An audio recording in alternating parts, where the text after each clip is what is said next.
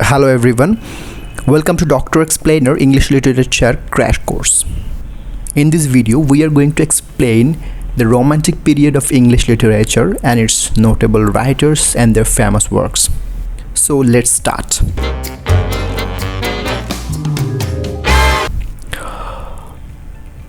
Romantic period of English literature is a very important period time in the history of English literature. It started from the years 1798 and ended in 1832.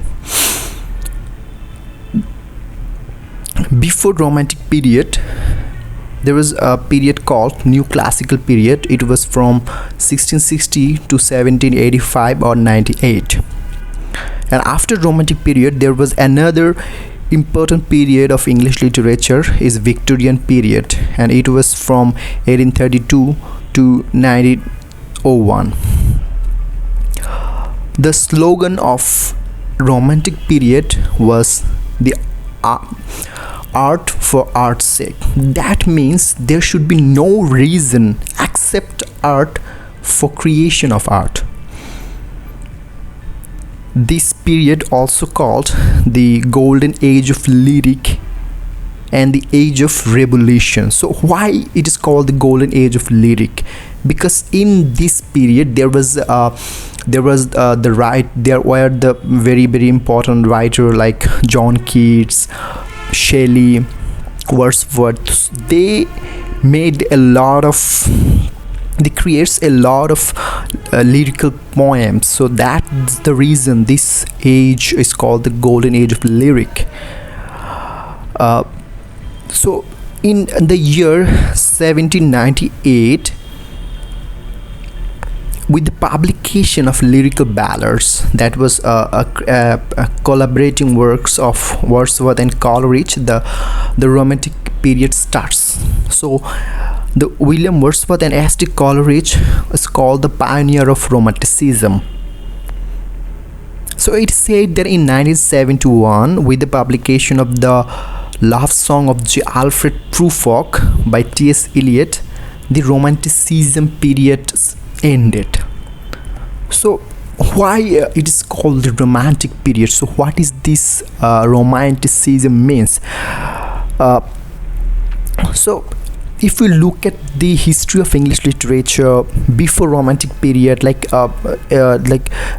can example like in New Classical period, the characters of the writings were heroes, kings, queens, all these peoples. But in this period, the writer starts to characterize the common people.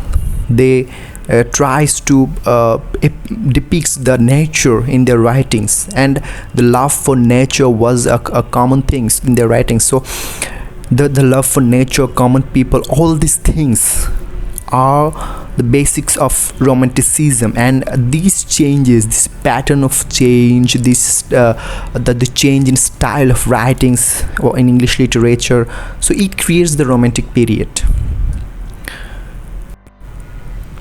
So the historical backgrounds of Romantic period. So in this time in 1798 to 1832, there was a war that is called European War, and it is fought between many European countries, especially England and France. Then there was the French Revolution, and most of the writers of this Romantic period era, they were very much inspired by French Revolution.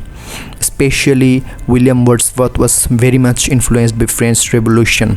And there was Industrial Revolution in this period. So due to Industrial Revolution, there was the massive pollution of the environment and the massive changes in environment, and that creates the urge to return to the nature. So you can find nature is a common thing in the writings of this period's writers. So what are the literary features what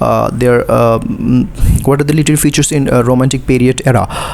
There is subjectivity, high imagination, love for nature and beauty and common people, use of common language. There's a one important feature.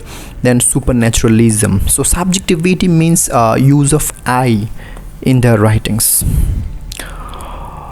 So major writers of this era, this period, some poets are William Wordsworth, Samuel Taylor Coleridge, Robert Southey, Lord Byron, Shelley, John Keats. So William Wordsworth, Samuel Taylor Coleridge and Robert Southey belongs to the district poets, so they are called Lake District, so they are called the Lake Poet. And there was novelist, a female novelist called Jane Austen, then Sir Walter Scott, Alexander Pushkin, a Russian writer. Then there was essayist like Charles Lamb, William Hazlitt. So now we will discuss the important works of important or famous works of the writers of romantic period.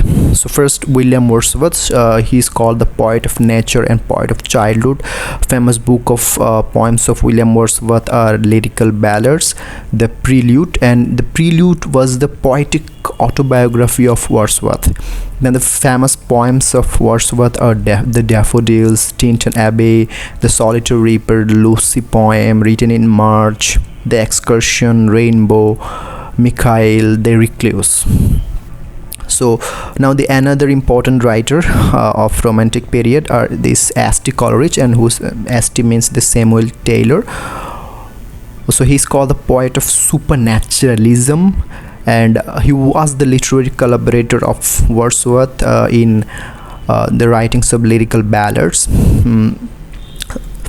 Coleridge was addicted to opium, so he's called opium eater.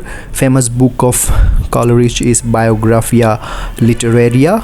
Famous poems of Coleridge are The Rime of the Ancient Mariner, Kubla Khan, Dejection and Ode, Christabel.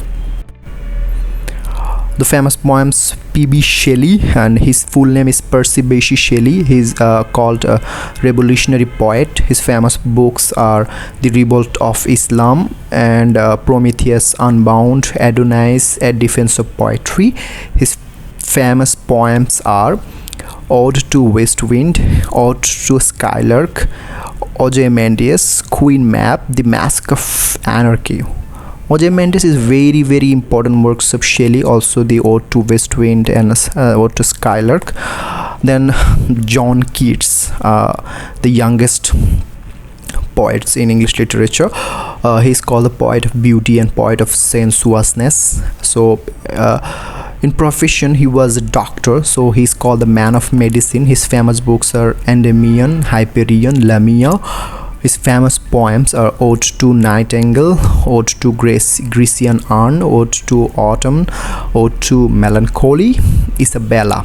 So these are the very important works of John Keats.